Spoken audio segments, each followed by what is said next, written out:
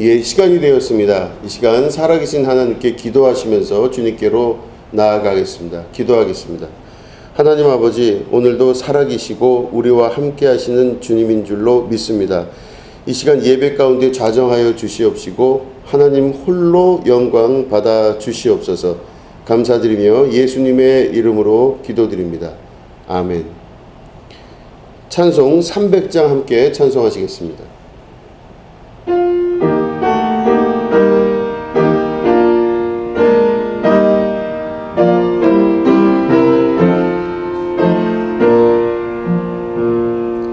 내 맘이 낙심되며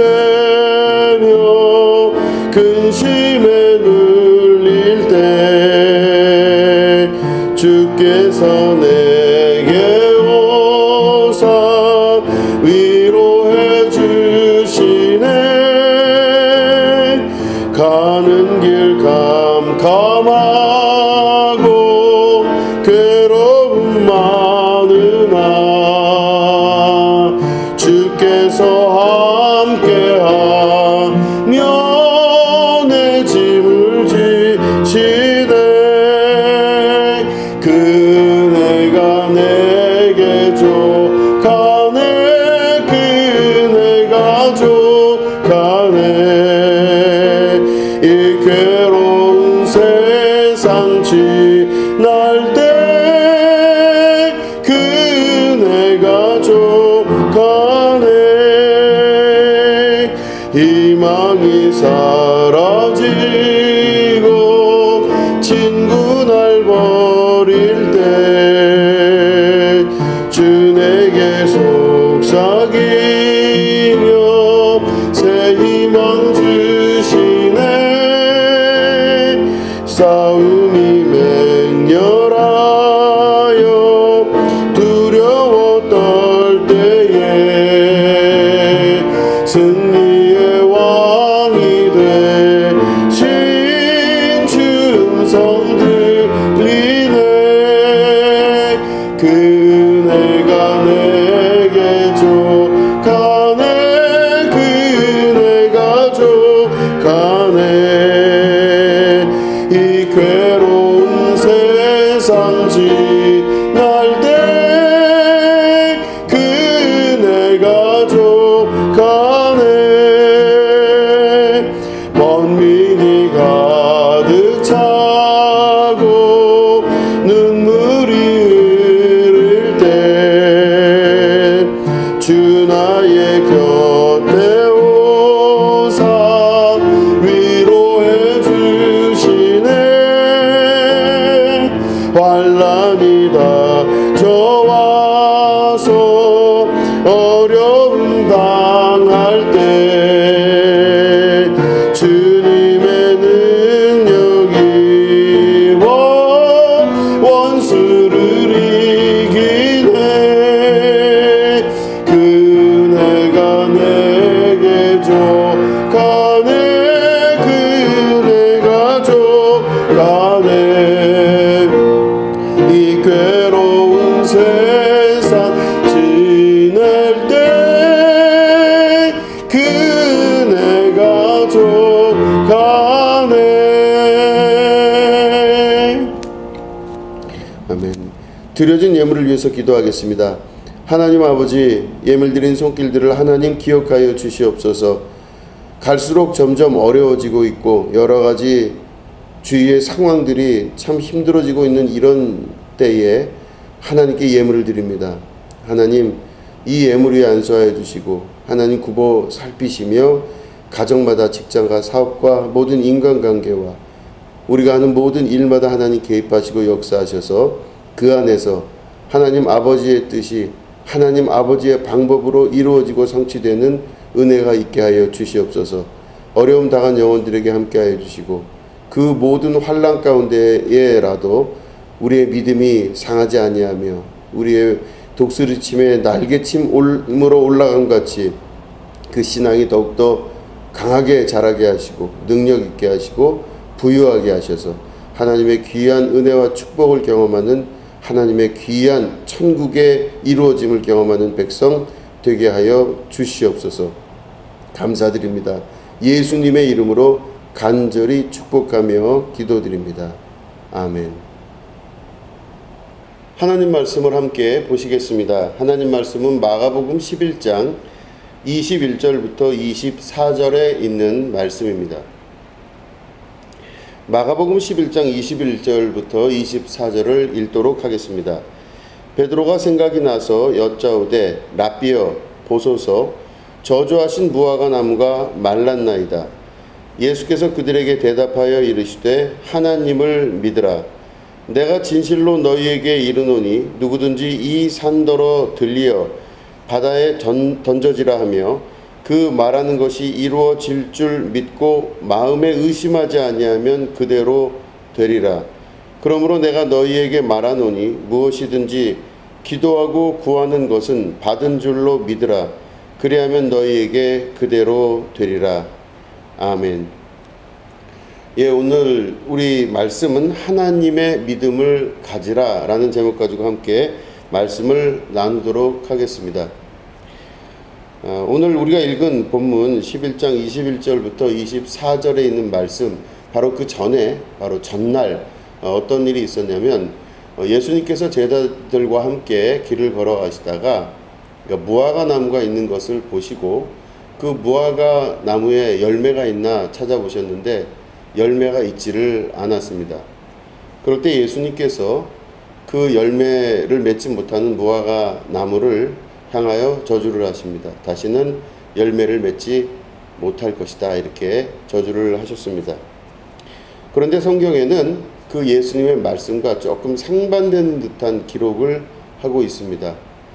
그 당시에 무화과 나무가 열리는 때가 아니었다라고 기록하고 있습니다. 그리고 나서 그 다음에 오늘 우리가 읽은 21절부터 24절의 말씀이 기록이 됩니다. 예수님께서 다음날 이제 일어나셔서 제자들과 함께 동일한 장소로 가셨는데 베드로가 갑자기 생각이 나서 그 무화과 나무를 보게 됐는데 무화과 나무가 저주를 받아 말라버렸다고 예수님께 말씀을 합니다.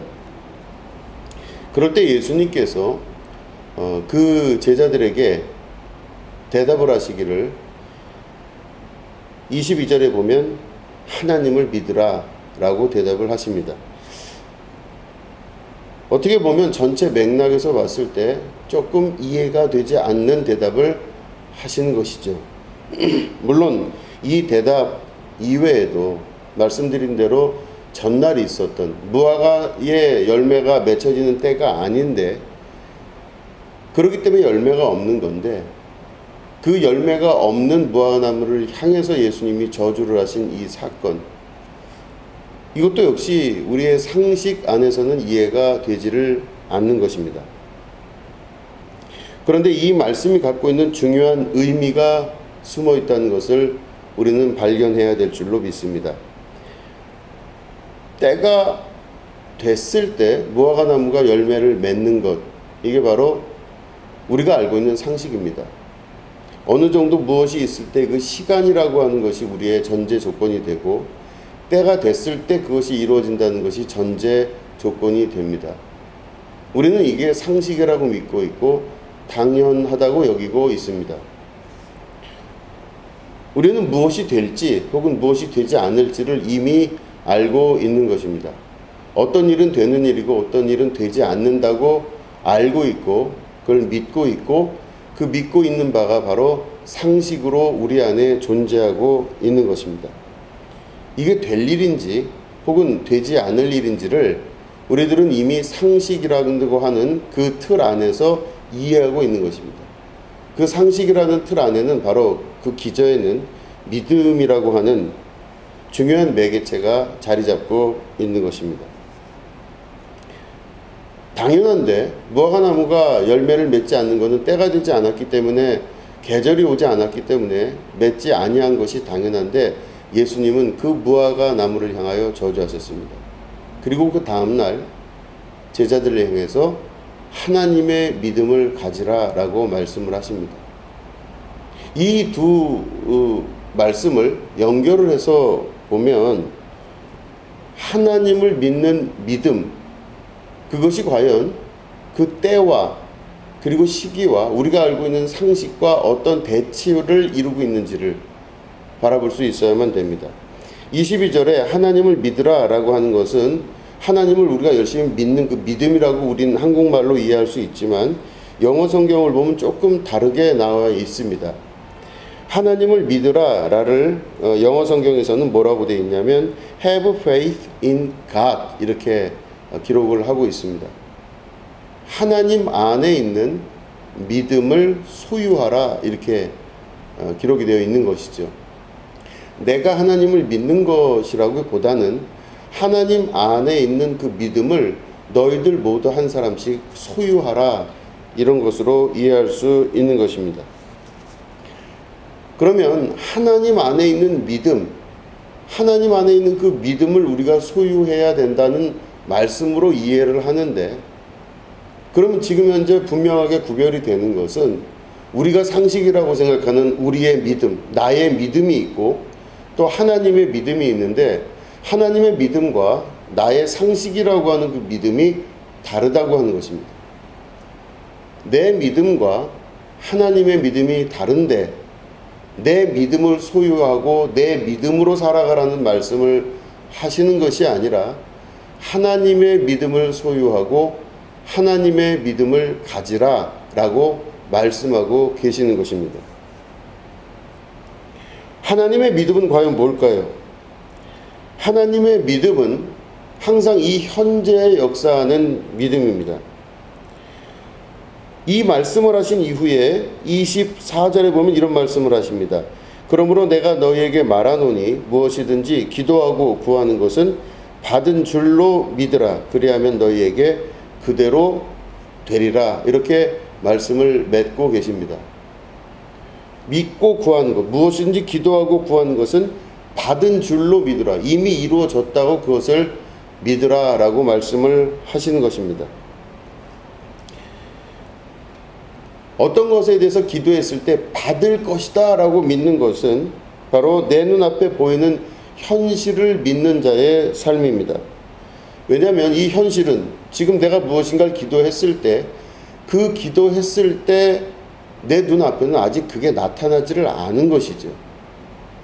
다시 말해 내가 기도하긴 했지만 무엇인가 그게 이루어질 것은 나중에 이루어질 것이라고 믿는, 받을 줄로 믿는 것은 바로 현재의 모든 상황을 진리와 진실과 상식이라고 믿는 사람을 말하는 것입니다.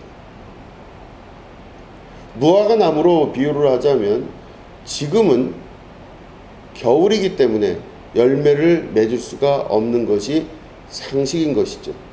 그게 무슨 죄입니까?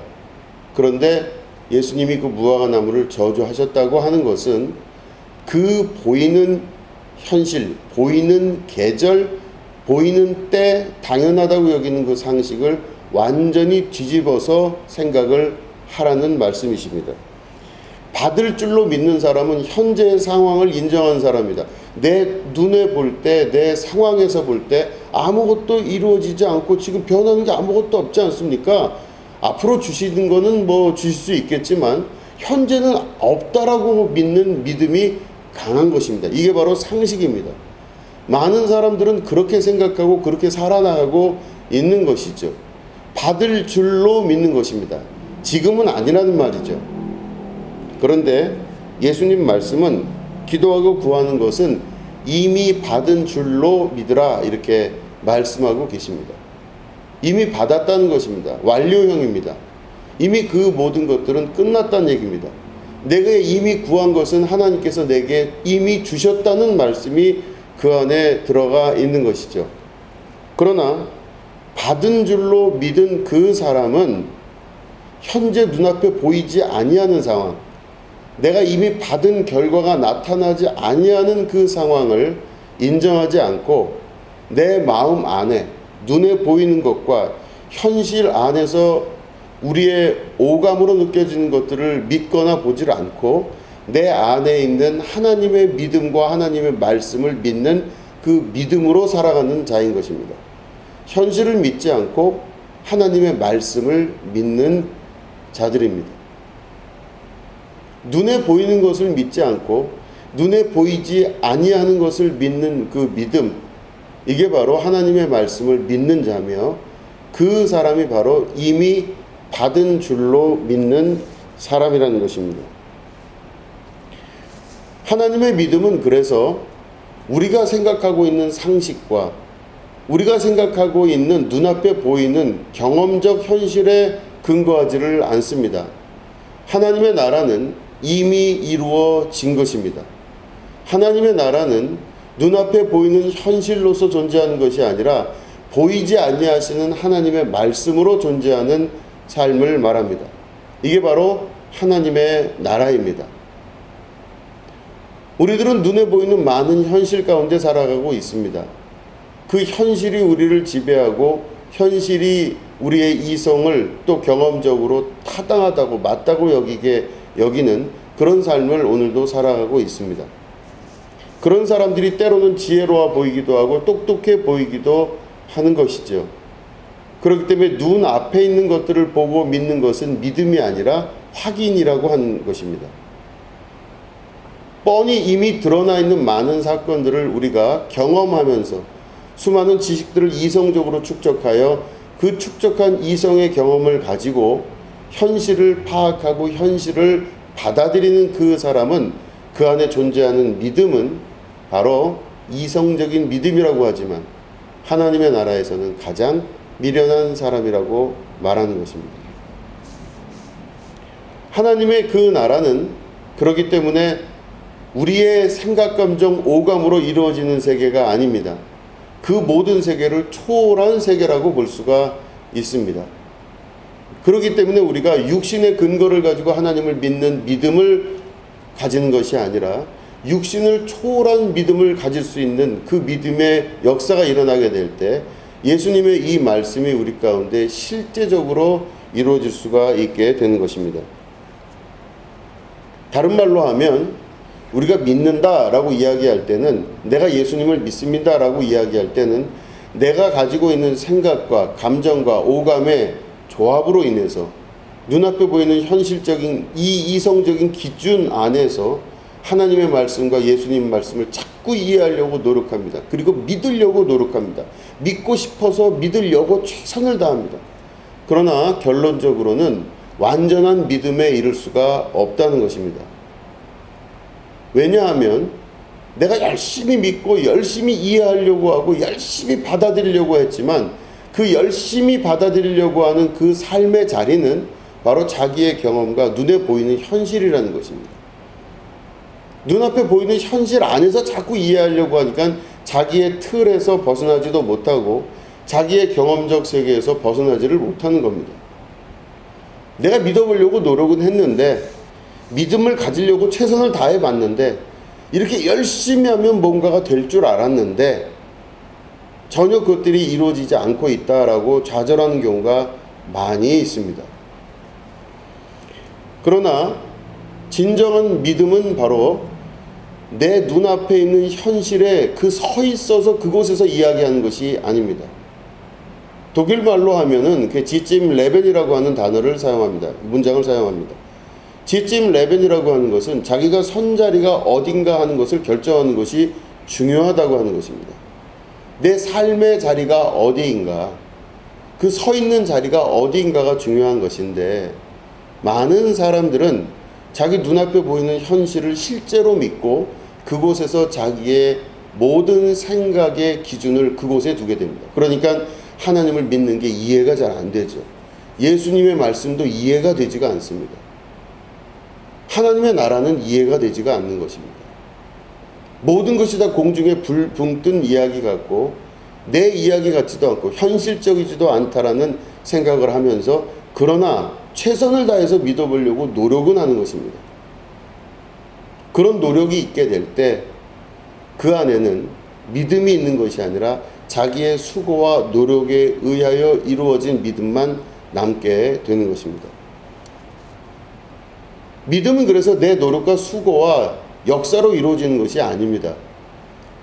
어떤 방식이든 이해해 보려고 노력을 하는 것이 아니라 하나님의 믿음을 내가 가지려고 하는 것입니다. 내 자리에 꽉 차 있는 내 믿음을 버리고 하나님의 믿음을 내 안에 소유하는 것, 이게 바로 진정한 예수님께서 우리에게 주시는 믿음의 정의라고 볼 수 있습니다. 한마디로 이야기하자면 상황을 인정하지 않고 내 안에 하나님의 믿음을 소유하는 것입니다. 이미 된 줄로 믿는 것이죠. 눈앞엔 지금 보이지 않습니다. 기도한 것이 이루어지지도 않은 것 같습니다. 무언가 잘못된 방향으로 되어 있는 것 같습니다. 그러나 그 모든 것들을 하나님 앞에 다시금 봉헌하여 내려놓고 하나님의 믿음을 다시금 소유하는 믿음의 훈련을 가져야만 되는 것입니다. 하나님의 믿음은 또 다른 속성이 있습니다. 하나님의 믿음은 눈앞에 보이지 아니하는 것을 이미 있는 것으로 믿기 때문에 말씀하셔서 말씀으로 그 세계를 이루어 가십니다.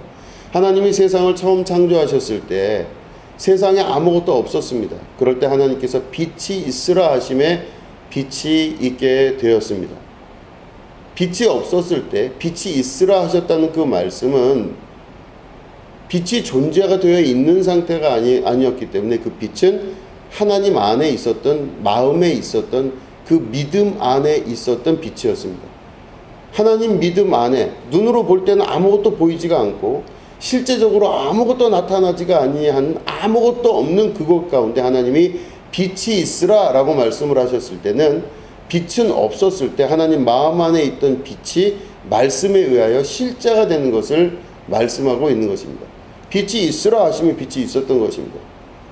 그 안에 작용하는 메커니즘은 바로 믿음입니다. 빛이 있으라 하시면 빛이 있었던 것이죠.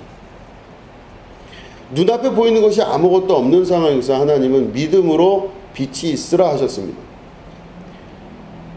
하나님의 이 믿음은 바로 우리들에게도 동일하게 적용이 됩니다. 하나님은 저를 자녀로 삼아 주셨습니다.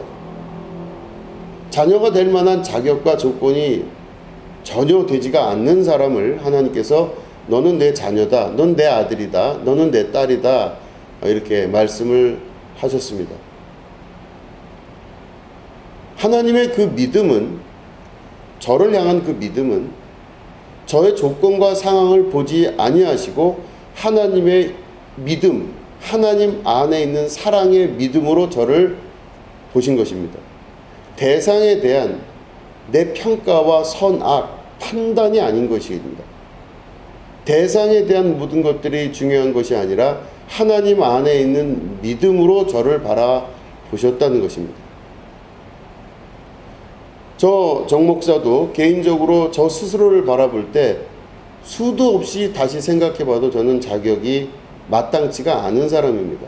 모든 부분에 자신이 없는 사람이었습니다. 그런 저를 천지 우주 만물을 만드신 하나님의 아들로 삼으셨다는 그 사실을 받아들이는 것 쉽지가 않은 일입니다. 그런데 제가 쉽지 않건 쉽건 이 모든 것이 문제가 아니라 하나님께서는 저의 조건과 상황이 아닌 하나님 안에 있는 저에 대한 믿음으로 오늘도 저를 붙들고 계시고 또한 보고 계시고 지키고 계신 것입니다.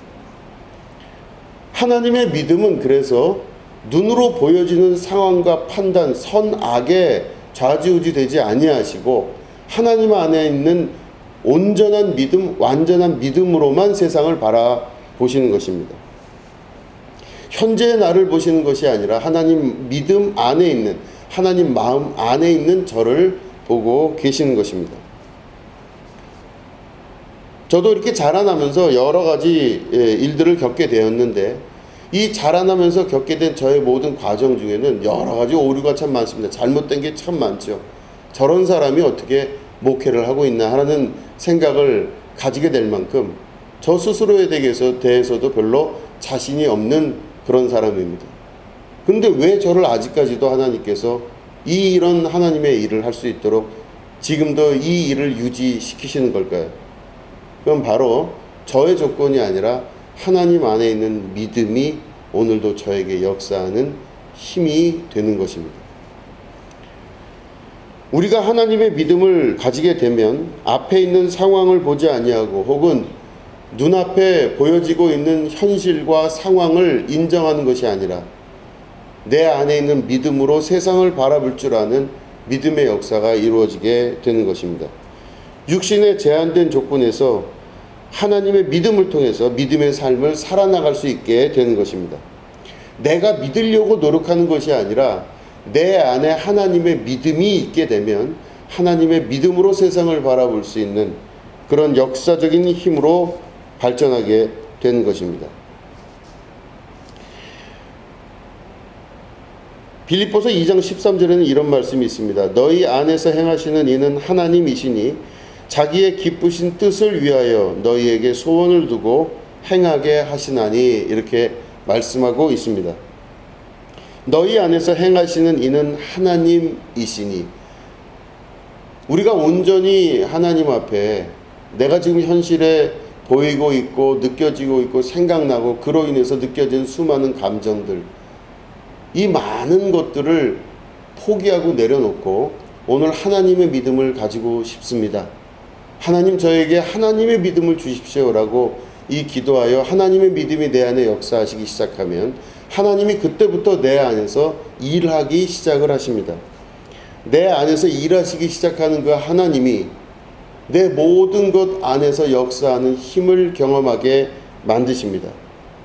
그래서 하나님께서는 오늘도 하나님께서 나를 통하여 일하시는 그 모든 기쁨을 소유하기를 원하십니다. 그래서 다시 한번 말씀을 드리면 너희 안에서 행하시는 이는 하나님이시니 자기의 기쁘신 뜻을 위하여 너희에게 소원을 두고 행하게 하시나니, 이렇게 말씀하십니다.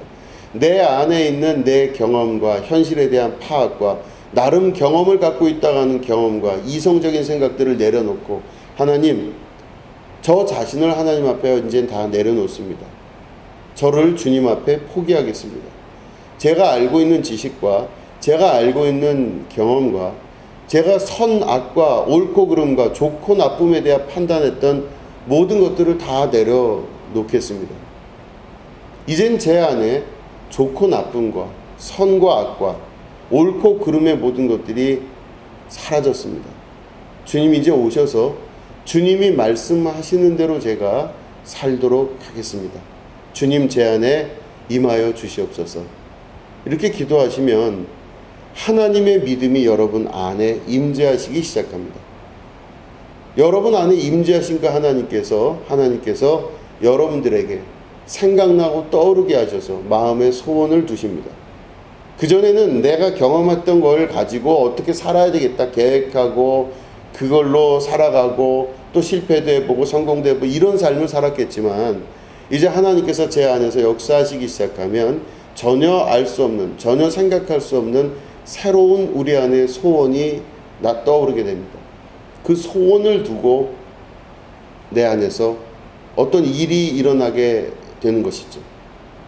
그렇기 때문에 자기를 온전히 버린 자들은 그 이후에 자기 안에서 새롭게 떠오르시는 하나님의 소원을 경험하게 됩니다. 그 소원이, 새로운 소원이 나타나면서 내가 이젠 어떻게 살아야 되겠구나라고 내 생각으로 말하는 것 같지만 그 생각은 바로 성령의 생각이며 하나님의 생각인 것입니다. 그래서 내 안에서 그 소원을 두고 그것들을 행하게 하시는데, 그 행하게 하시는 모든 것들이 하나님의 기쁜 뜻 안에 자리 잡고 있다고 하는 것입니다. 믿음을 가지고 그 믿음으로 우리 안에 소원을 두고 행하시는 하나님의 역사를 경험하게 되시기를 축원드립니다. 그러면 그 믿음이 어떻게 이루어질 수 있느냐?